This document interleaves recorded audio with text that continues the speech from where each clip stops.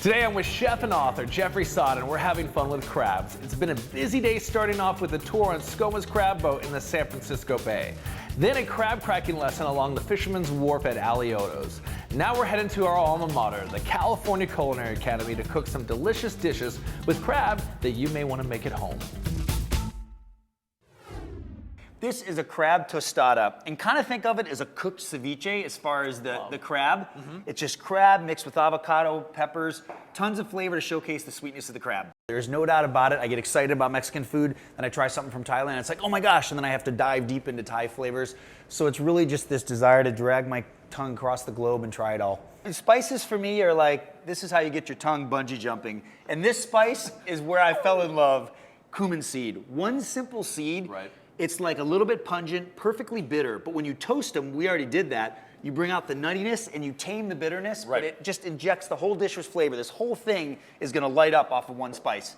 If one good note he says on this, buy whole and toast yourself. Yeah, because then it's like little flavor capsules when they're whole and they're just waiting to release themselves. When you toast it and grind it, poof, the perfume comes out. Injects your whole dish with flavor. We're gonna start by putting the toasted cumin seed Love it. in the grinder. I learned this on a dirt floor in Oaxaca, Mexico. Grind it with molcajete, Really? layering the flavors, but this is the quick version. All right, so we got cumin seed and salt, and the salt is actually working to help grind everything together. A couple garlic cloves. Blacken these in a dry pan, and you get those huge, deep charred flavors of Mexico as well. I love this because it's the one time where if you burn it, you did it right. Right. All right, so we got the garlic, right. we got the salt, we got the cumin seed. We're gonna do just a little more of both of those. And that's the great thing about spices. They're super flexible. You can amp it up or down based on how you like it.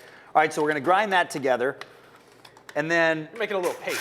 Yeah, exactly. All right. Yeah, just the beginning of the salsa. Our next ingredient is chipotles, which, as you know, are smoked jalapenos. But I love it because you buy them in a can. Right, exactly, right? My eyebrows are still on. Yeah. All right, so that's sauce going and all, in. you want all the sauce. The vinegar in there is good, all that stuff, Exactly. Right? All right. Vinegar is what ignites the flavors. You know, it's that acidity that balances the richness. It's perfect. Take it. Yep, so we're going to puree that in there. All right, so we're going to get that. Now, the final thing, you see this is like a chili paste, but laden with cumin perfume, the toasted spices, the smoky heat. I can smell that from here. And now how we're gonna turn it into a sauce. You could put a little bit of tomatillos and have a dipping sauce, or you could put a lot and have a sauce for the top of this tostada.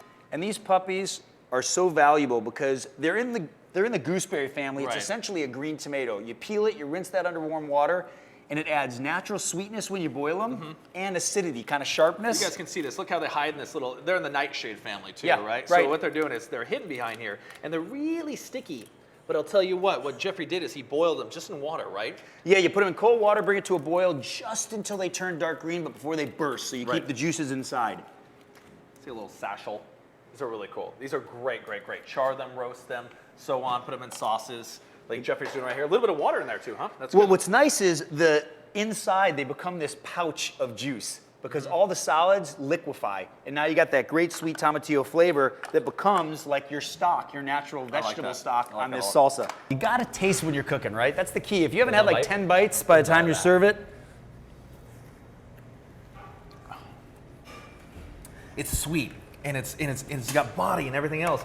And then there's this Jackie Chan, Chuck Norris thing going on in the back of your mouth, like slapping you kind of crazy, but great. Yeah. I'm digging that like every way. And you can add more tomatillos, make it lighter, sweeter, less, and make it thicker. All right, so now we're gonna make the filling, which is as simple. If you made tuna salad at home, you can make this. It's even easier than that. All right. All right, so we're just gonna throw a little bit of crab in here. We're good. All right, so a little bit of that crab. All right. And you wanna squeeze some lime in there? Yeah, totally. A little fresh lime juice. Got it. You want half whole? Start with half and let's taste it. Okay. It's a little fresh lime juice. Yep, little Diced avocado. Love it. All right. Creaminess from the avocado, right? Makes sense. Brightness from the lime juice. I like it. The sweet tender crab meat, it all makes sense. And then the roasted red pepper, which all we did with this, right, was we fired this flame up, throw the pepper right on top. Set it right on top, and this is okay. The char is good. The It harder, is. the better, okay? And this makes the kitchen smell good. Oh, it makes smoke. It's like the kitchen cologne, basically, is the way it breaks down. Oh, we're two for two. Kitchen cologne, Who's I gonna get love the last that. one? Char it, put it in a bowl, cover it in plastic, and let it sweat. A lot of people wash theirs off in the sink. I don't do that. Never. No. All the Ugh. precious oils go You ever right want to down make the a chef drain. mad? Watch this. Wash off your bell pepper underneath No! the sink. Yeah, see, exactly, Yeah, right? That's almost like not putting salt in your pasta water, you know? You can't do that. Oh, see, that's my face when you say that. And here's with herbs, I just like to barely cut them, almost treat them like a green. You don't want to pulverize the flavor out of them, right? I hear you right there. So just enough to give it texture and flavor. Little lime, Yeah, I little got the salt. lime in there. All right, and then we're gonna stir it together. And the idea is to mix it just enough to make sure the ingredients know they're together, but not to force them into a fight. All right, and then we're gonna spoon that on there if you want. All right. And then we'll drizzle the salsa over the top, and it's lunchtime. The freshest, sweetest crab, yet with this charred, deep salsa flavor. It's that contradiction that makes it so beautiful. Coming up, we're making wok tossed crab, and I'll show you how to make my version of a cocktail sauce that you can make.